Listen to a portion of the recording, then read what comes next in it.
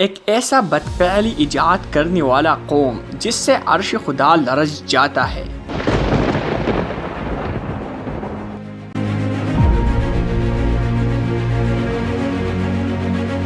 آخر کار اس قوم نے یہ برائی کیوں اور کیسا ایجاد کیا جس کی کوئی سوچ بھی نہیں سکتا تھا۔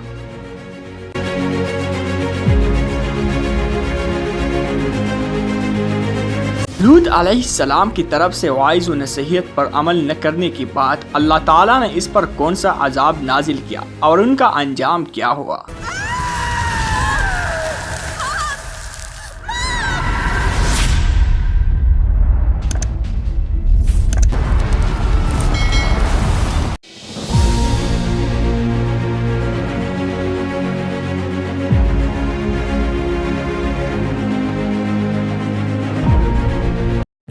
حضرت لوط علیہ السلام حضرت ابراہیم علیہ السلام کے سگے بھائی ہاران کا بیٹا اور حضرت ابراہیم کا بھتیجا تھا۔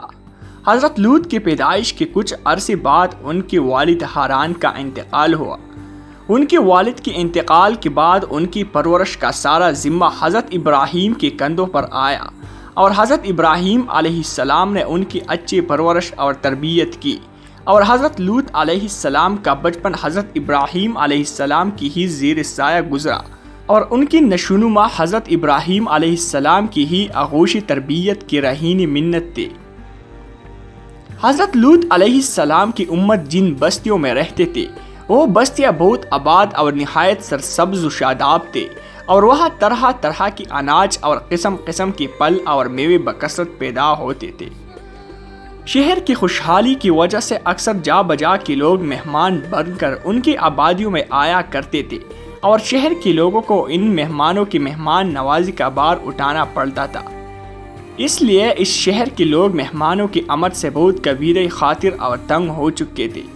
مگر مہمانوں کو روکنے اور بھگانے کی کوئی صورت نظر نہیں آ رہے تھے۔ اس ماحول میں ابلیس لعین ایک بوڑھی کی صورت میں نمودار ہوا اور ان لوگوں سے کہنے لگا کہ اگر تم لوگ مہمان کی آمد سے نجات چاہتے ہو تو اس کی یہ تدبیر ہے کہ جب بھی کوئی مہمان تمہاری بستی میں آئے تو تم لوگ زبردستی ان کے ساتھ بدفعلی کرو۔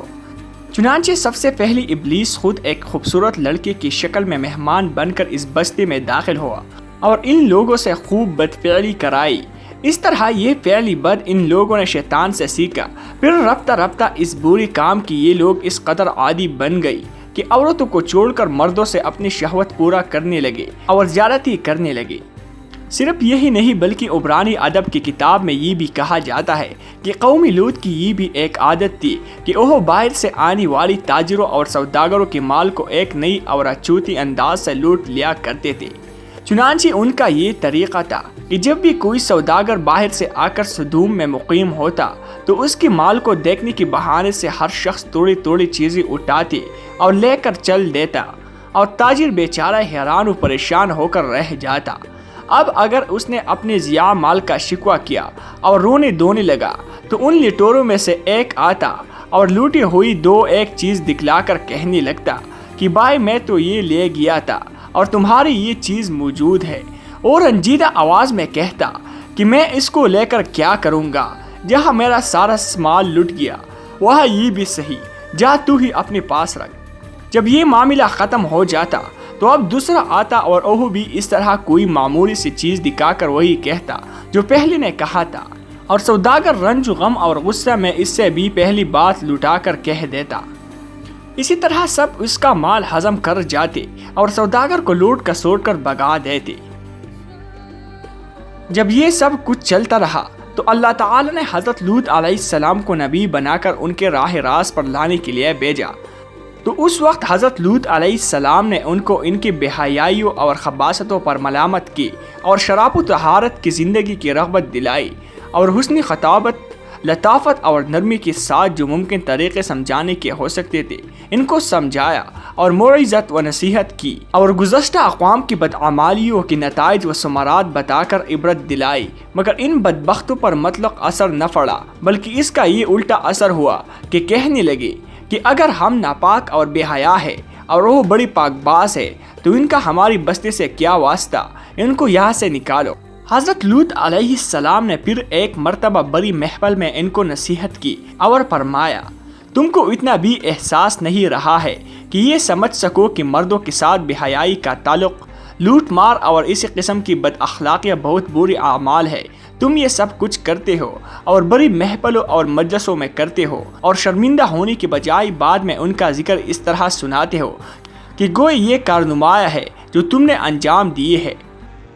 جب اس کی قوم نے اس نصیحت کو سنا تو غم و غصہ سے تلملا اٹھی اور کہنے لگی کہ لوط، بس یہ نصیحت اور عبرت ختم کر، اور اگر ہمارے ان اعمال سے تیرا خدا ناراض ہے تو وہ عذاب لا کر دکھا جس کا ذکر کر کے بار بار ہم کو ڈراتا ہے، اور اگر تو واقعی اپنے قول میں سچا ہے تو ہمارا تیرا فیصلہ ہو جانا ہی اب ضروری ہے۔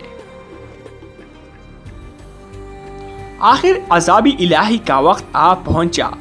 ابتدائی شب ہوئی تو ملائکہ لوط علیہ السلام کی یہاں مہمان ہوئی، اور یہاں یہ فرشتے خوبصورت اور نوجوان لڑکوں کی شکل میں تھے۔ لوط علیہ السلام نے ان کو دیکھا تو بہت پریشان ہوئی کہ اب نہ جانے قوم اس کے ساتھ کیا معاملہ کریں گے۔